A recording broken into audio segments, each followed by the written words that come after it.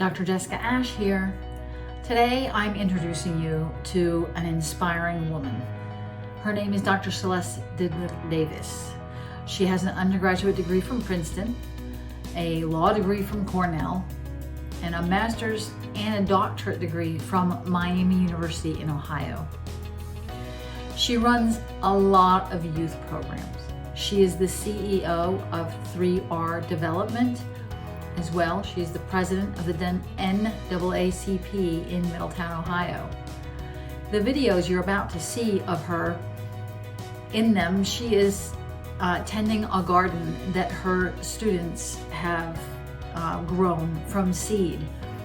And in this particular program, it's about children learning science through activities, not reading in a book. It's very exciting to young children when they can take a little seed and watch it grow into a plant. And then right now there are watermelon and zucchinis in the garden. And so the children aren't able to be there often because of COVID, but they have been able to witness it. And I've been there in the past when the children are engaged in these kinds of activities. It's very rewarding.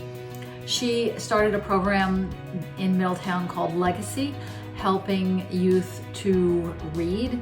She has engaged in constantly youth growth activities.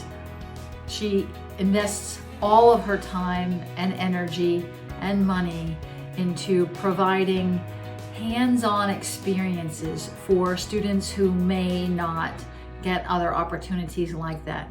So she scrounges money for these programs any way she can. And one of the challenges is that Middletown, Ohio isn't close to the city where there are museums or an opera house. But she will get the opera house, for example, to donate tickets to a show. And then she will often pay for a bus, but that's very expensive. And she tries to get grants for that too, to take the underserved children to experience an opera, or she'll take them to the zoo. And her whole life is dedicated to improving the lives of these young students. So here she is at her garden, Dr. Celeste Davis. As always, I want to hear your comments, so type them in the chat below. Subscribe and click on the bell icon for more videos. Look at me and tell me you think I'm gonna do any of the stuff you just said. And see, so we've got flowers. So the kids, when we have a full program, we have help and they come out here and plant. You know, there's a bigger community garden that we were working with. I had them taking seeds, germinating them. We did a whole lesson on germination. One of the most fun aspects for me is that we took seeds, and we also took like white beans and pinto beans, and I wrapped them in paper towels, put them in small Ziploc bags and dampened them, and they didn't believe that the seeds were going to sprout. Really? So then we also, you know, sometimes we just have to color, so we had coloring sheets, and then later on when we brought the plants back out, they were able to see that what part of the germination process were your plants in. So that they had a STEM lesson based on, do we think they'll grow? Then they have those little cardboard corrugated planters. We had the dirt, and then after they began to germinate, we put them in the ground, and they were responsible for helping them grow. Then we even did some clear plastic, they called them greenhouse bags, so that they could take their seeds, and even with the weather as it is, getting chilly. Now I think it's collard green season, and as I say, when they stop blooming, the zucchinis will stop growing. But one of the Girl Scouts who came for some community service hours, her project is that she's going to build a greenhouse so that the kids can have plants, they can do planting and learn. So those kinds of authentic experiences, actually planting the seeds, actually watching them experiencing the growth. Those Right. are so important for youth development. Yes, they get to come and see what is responsibility. They would be saying, Miss Celeste, and I was like, no, did you go out and water your plants today? And they were like, no, these are not our plants, they're your plants. But then we even had someone make zucchini bread. Really? So they got to eat, we cut the cucumbers and the tomatoes, but we also had somebody make zucchini bread. Wow. So they were able to get to eat. Farm to table. Yes, and they were I got less complaints. And so finally, we had green tomatoes. Fried green tomatoes is a delicacy. Oh. But now we can see the tomatoes are finally beginning to ripen. Yeah, I saw some red ones there. And I kept waiting for the tomatoes to turn colors. Now there's one here on the ground. And so we have some help from some community members. Oh, cucumbers. I see the cucumbers. Yes, and there are a couple more in there somewhere. When you get around, yes. There are a couple of cucumbers, and there's actually, when we get over here, you're going to get the treat. To me, it's the highlight. We have a watermelon. Oh, I haven't seen it. Where is it? It's over here.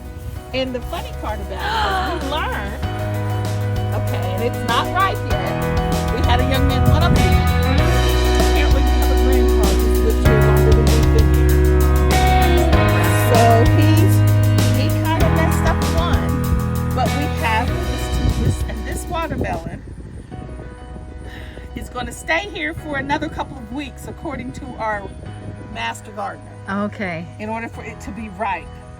But I'm going to suggest that he come over here and look at it to make sure. But we picked one that was a little bigger than this. I'm thinking that I think this is the only one that's here now. And I don't want it to just be totally on the ground. But it was about that size. But what needed to happen is that the rind gets thinner as it gets ripe. You know that whole thing of thumping it in the grocery store? Yeah. The real thing. So the more mature they are, the thinner the rind is. Okay. So this first one, he saw it was about this size. He was excited, and he before I could get to him and tell him that the gardener said don't pull it. He pulled it. He pulled it. I have a board member who kind of does some work around the property, but we are excited, and this is a result of just community and working. They always eat the broccoli. The groundhog likes the broccoli and the kale. So this year, of course, before we could get the critter ritter stuff or get the chicken wire up, the groundhog had been here. Oh, you had a happy groundhog. I have pictures of him too. Oh, really? So I'm going to show you the groundhog, and I'm going to show you I'll send you the other pictures of some of the fruit. We have had green peppers. I have a garden in Hamilton.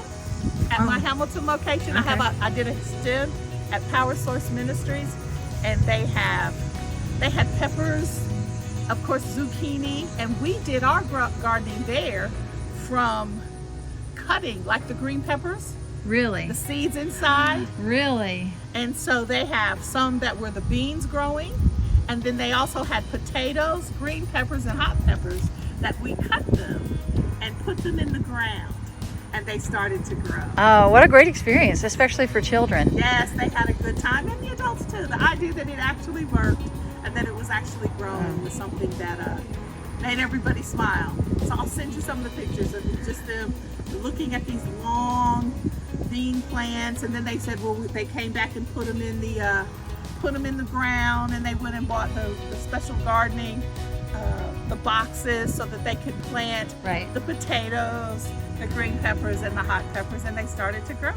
So I'm going to have to take a trip down there to see how they're doing. But the greenery, it was everywhere.